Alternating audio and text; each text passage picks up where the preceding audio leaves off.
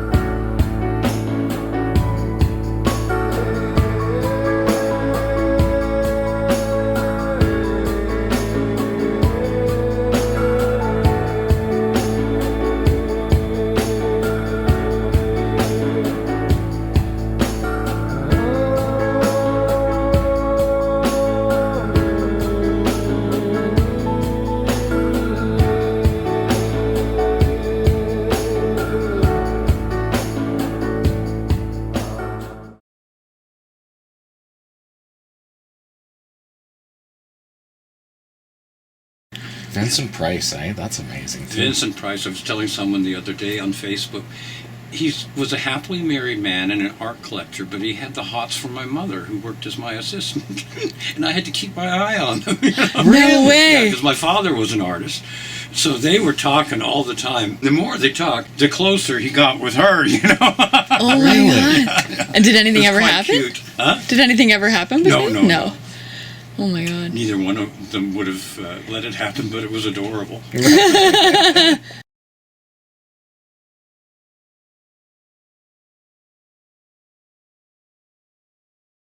Did you have a good budget, or were you guys working on a shoestring? We did, once it went to NBC, yeah. When it started here, it was pennies, you know. Yeah. And working in Edmonton was so special because those people had never worked on a show like this before, right. Ever.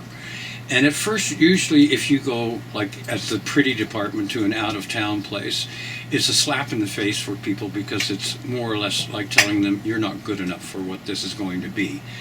So you always have to be on your toes and make sure you don't offend anybody at all and try to incorporate them. Out there, that wasn't necessary. They were happy to have us and absolutely wonderful people, and were willing to admit their mistakes. You know, like when the first day that we went out there, they took us from the plane to an old army barracks. And we thought, what's going on here? And they said, well, this is where you'll be staying for the duration of the show. And I said, I don't think so. And they opened up our rooms there at the barracks. There were no drapes. The beds had to be assembled. There were no utensils in the kitchen. There was no toilet paper, no paper towels, no nothing. I said, take me to the Four Seasons. We're not going there. We're not doing this. Oh my God. Especially when you're working that many hours, too. Exactly, yeah. But they had no idea that that's what it would be. So you can't blame them. Yeah. You know. Oh, yeah. And you don't treat your guests from out of town that way. Yeah. At least put the bed together. Yeah. And put a mattress on it. There wasn't one. Oh my God. So how long were you out there for? Shooting? 4 years, I think. Really? Wow. No, was it 4? No, it wasn't. 2.5 years. And then we did 2 more here. Yeah.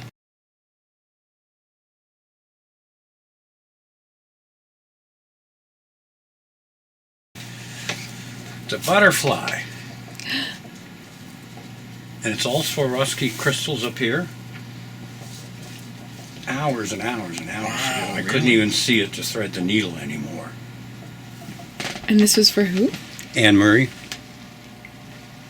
It's got some weight to it, doesn't it? Yeah. Oh, yeah. Wow, that's amazing. And there's more. You pictures hand sewed that? of- Mom and I did this one, yeah. Oh, my God. And there's more up there that are solidly beaded that we did for her. The guy with the snake in his face.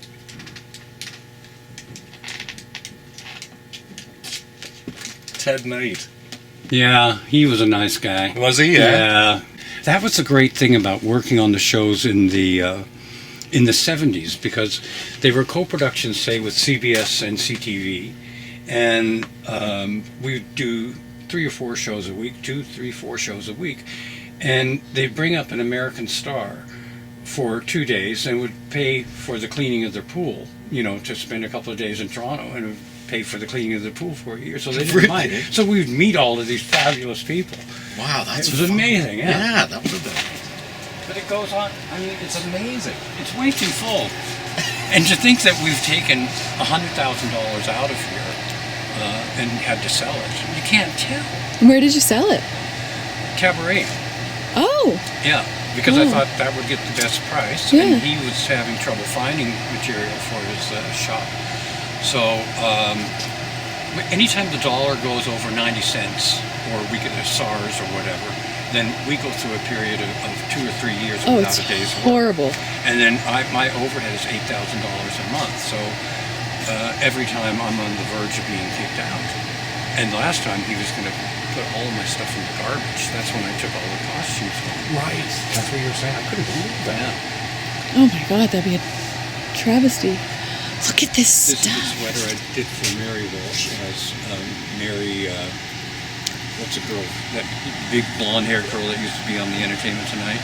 Oh, Mary Hart. Mary Hart. Yeah. This is Mary Walsh's Mary Hart. That's a fantastic sweater. And Scott Thompson wants it now. Does he? I do. Here's a sweater, hand knit, for George C. Scott. What? Yeah. Wow, I love George. Try it on. It's amazing. There's such a good schlumpy around the house sweater.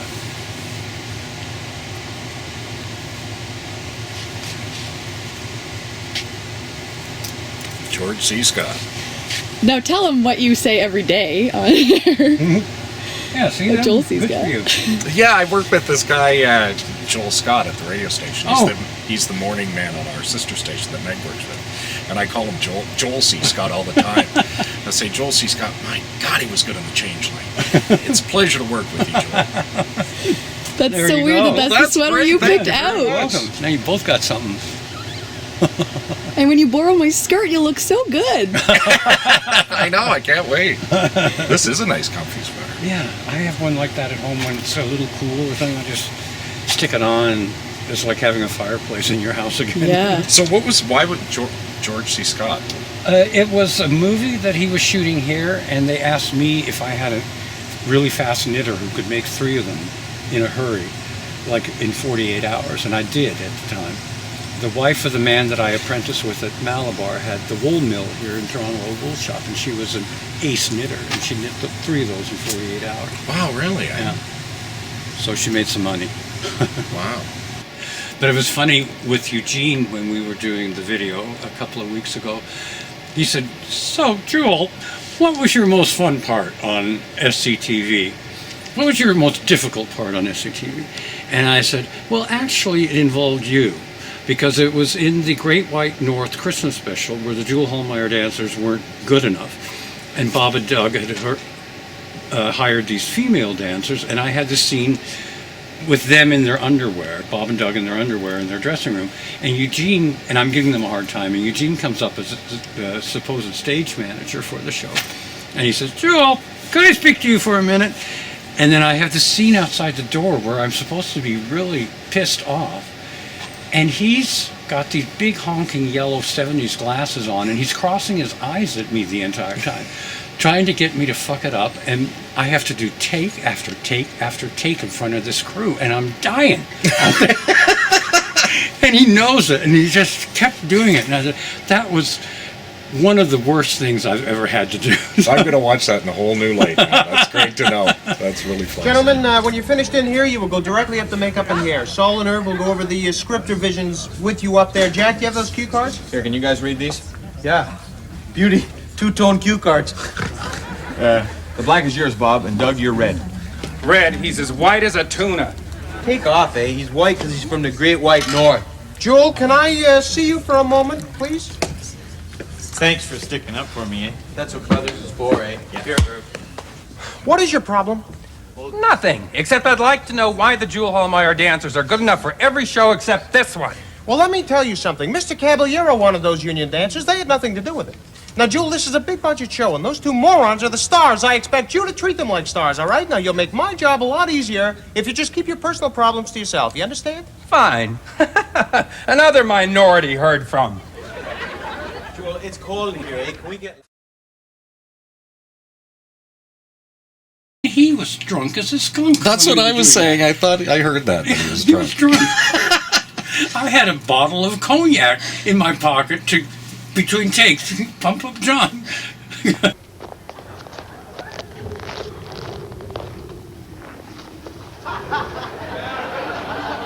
So that basically sums up my life. I'd just like to say that I apologize to everyone who ever met me, or knew me, or wanted to meet me. Oh, I had talent. I had talent. I have more talent in this little finger than in this little finger.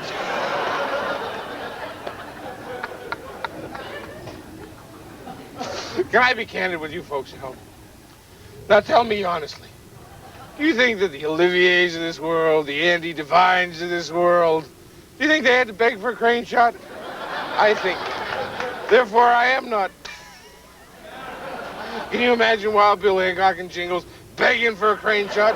Well, I had to. I had to beg for every crane shot I ever got.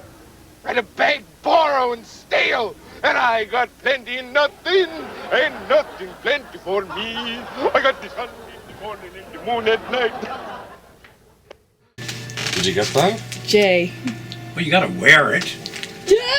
I'm all excited. Merry Christmas, Johnny. Oh, ho, ho, ho, ho, ho.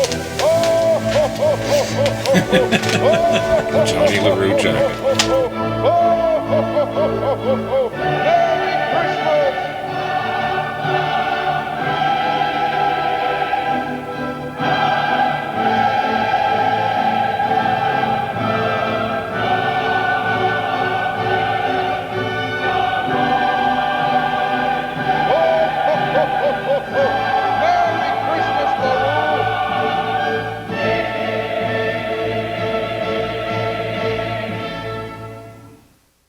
My best gig I ever had with John was, he called me out of the blue one day, and he said, "Joe, I need you here right away." I said, "What are you doing?" And he said, "I'm doing a movie in Calgary called Cool Runnings." I said, "Well, when do you start shooting?"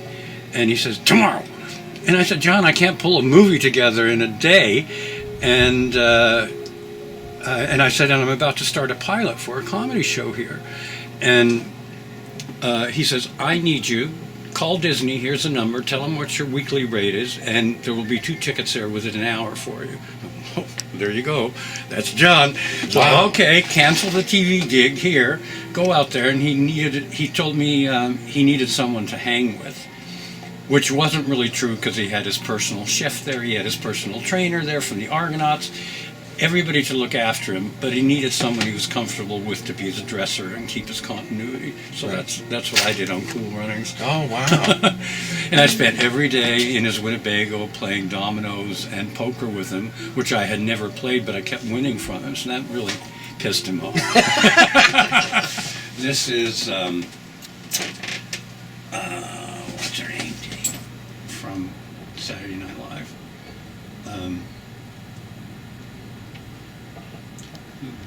Passed away from cancer. Gilda Radner. Gilda Radner's. What's the character? Rosanna Dana? Yeah, one of those. I think it's Or, Rosanna Dana, yeah. She's Has a big goofy tiny. hair. Yeah, and she did the news in this. Yeah, that's Yeah, the character. That's the character. This was hers? You want to try that on? Yeah.